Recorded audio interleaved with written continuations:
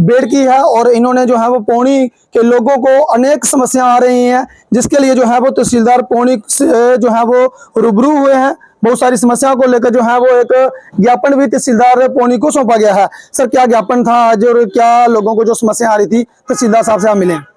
Thank you Ram ji, आपके channel का बहुत बहुत शुक्रिया कि आपने ये हमारे तासुरात लेने की सुध ली है।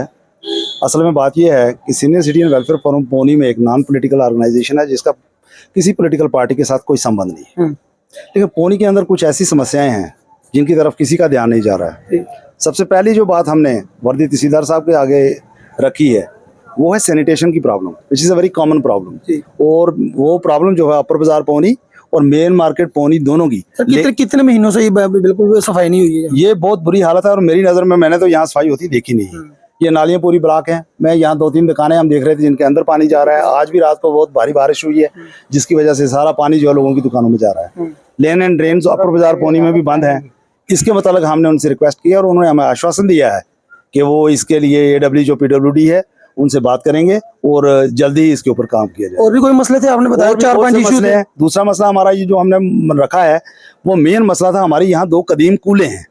एक कूल जो है वो नाला से पौनी और एडजॉइनिंग विलेजेस में जाती है और दूसरी कूल जो है वो नाला से पुरिया और कलाड़ के लिए जाती है। इन कूलों की इतनी खस्ता हालत है। एक तो ये डैमेज, इनमें जो पानी है लोगों सिंचाई के काम आता है। बिल्कुल, ये पानी सिंचाई एग्रीकल्चरल लैंड्स के लिए ये पानी जाता है और ये पानी इतना पोल्यूटेड हो चुका है कि ये पानी जब खेतों में जाता है तो खेतों की जो सैलिनिटी है, उसकी जो केमिकल कंपोजिशन है उसको ख़राब कर रहा है और एग्रीकल्चर लैंड जो है वो तबाह हो रही है, जिसके अंदर तमाम पॉलीथीन्स, तमाम केमिकल्स जो है वो ज़मीनों में जा रहे हैं। इसके प्रति भी हमने तहसीलदार साहब को कहा है कि ये एक बहुत बर्निंग इशू है, इसके ऊपर ये मॉनिटरिंग टीम बनाई जाए और ये बाकायदा चेक करे कौन लोग जो हैं ये पानी को गंदा कर रहे हैं और उन्हें प्रॉपरली जो है उनको फाइन किया जाए, उन्हें सजा दी जाए। एक नोटिस भी सर निकाला गया था। मैंने उनको कहा था कि इस सिलसिले में आपने एक सर्कुलर निकाला था लेकिन उसका कोई इफेक्ट नहीं हुआ। ये उनके हमने बात लाई है और जो तहरीरी हमने वहाँ मेमोरेंडम दिया है उसके बीच में भी ये बात हमने लिखी है। तीसरा इशू जो हमने वहाँ पर रखा, that was the issue of the higher secondary school पौनी।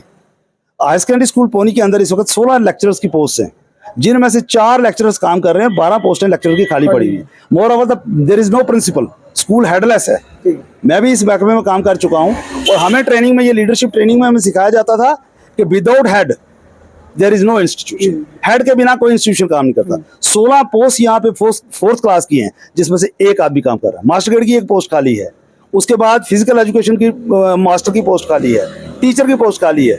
और ये परिस्थिति स्कूल की, ऐसी सिचुएशन में कौन पेरेंट अपने बच्चों को ऐसे स्कूल के अंदर भेजेगा? इसलिए ये एक बर्निंग इशू था और ये हमने उनके नोटिस में लाया। मोर ओवर डिग्री कॉलेज के अंदर भी हमने तहसीलदार साहब से कहा है कि इतना बड़ा डिग्री कॉलेज यहाँ पे बन गया है, यहाँ साइंस स्ट्रीम इंट्रोड्यूस नहीं है। बच्चा हमारे खास करके, विशेष करके बच्चियों को दूर दराज जाना पड़ता है, या सुंदरबनी या रियासी। इसके लिए हायर अथॉरिटीज़ को रिक्वेस्ट की जाए कि यहाँ जो है लेबॉर्ट्री सेटअप करके और यहाँ पे इंट्रोड्यूस किया जाए साइंस स्ट्रीम को, ताकि यहाँ के लोगों को मफाद और फायदा पहुँचे। इसके साथ साथ एक और बड़ा बर्निंग इशू था, वो शमशान घाट का इशू है, जो किसी ने आज तक नहीं उठाया। मैं यहाँ इस प्लेटफॉर्म से यहाँ के जो सिलेक्टेड हमारे नुमाइंदे हैं, मेंबर लेजिस्लेटिव असेंबली, उनसे भी रिक्वेस्ट करूंगा, DDC मैडम से रिक्वेस्ट करूंगा। इस शमशान घाट की बहुत बुरी हालत है। पिछले दिनों यहाँ संस्कार हुआ हमारे किसी रिलेटिव का, आदमी यहाँ खड़ा नहीं हो सकता। डोगरी चस गल कर रहे हैं, जिथे तराड़ी बन देना उसे बंदा खड़ो ही नहीं सकता। उसे वहां पर मुर्गों के पंख और पंचड़े वहां पर ढेरों के लगे हुए और इतनी फोल स्मेल और बदबू आ रही है। जितने भी रिलेटिव हमारे बाहर से आते हैं वो कहते हैं आपके शमशान घाट की क्या है। शमशान घाट के अंदर सुगंध आनी चाहिए, ना कि वहां पर बदबू होनी चाहिए। ये एक बहुत बड़ा बर्निंग इशू था। इसके साथ साथ एक इशू हमने और उठाया कि मेन मार्केट पौनी के अंदर यहाँ जो स्टैंडर्ड व्हीकल्स हैं, ये जो गाड़ियां खड़ी होती हैं यहाँ पे, ये बेतरतीब खड़ी होती है। यहाँ पे जो एज्ड लोग हैं, जो बूढ़े बुजुर्ग बच्चे लोग हैं, उनको चलने में परेशानी आती है। गाड़ियां, हमें पता है यहाँ पार्किंग नहीं है, लेकिन गाड़ियां स्ट्रीम लाइन करके खड़ी होनी चाहिए, एक साइड पे खड़ी होनी चाहिए, ताकि जो राहगीर हैं उनको किसी प्रकार की कोई परेशानी ना आए। सर ने क्या कहा कि कितने दिनों तक? हमें आश्वासन दिया है कि ये सारे आपके इश्यूज जो हैं, this all issues are very genuine, और मैं इनको हल करने की पूरी जो है प्रयास और कोशिश करूंगा। और हमने भी ये सोचा है कि अगर यहाँ पर इनका कोई इजाला नहीं होगा तो we will approach to the deputy commissioner Reasi in the next time. धन्यवाद सर। तो मैं आपको बता दूं कि एक जनप्रतिनिधि मंडल जो है वो तहसीलदार पौनी से मिला है। बहुत सारे इशू थे जो पौनी में जो है वो इशू सॉल्व होने चाहिए थे, लेकिन अभी तक जो है वो नहीं सॉल्व हुए हैं, और इस कारण जो है वो एक प्रतिनिधि मंडल जो है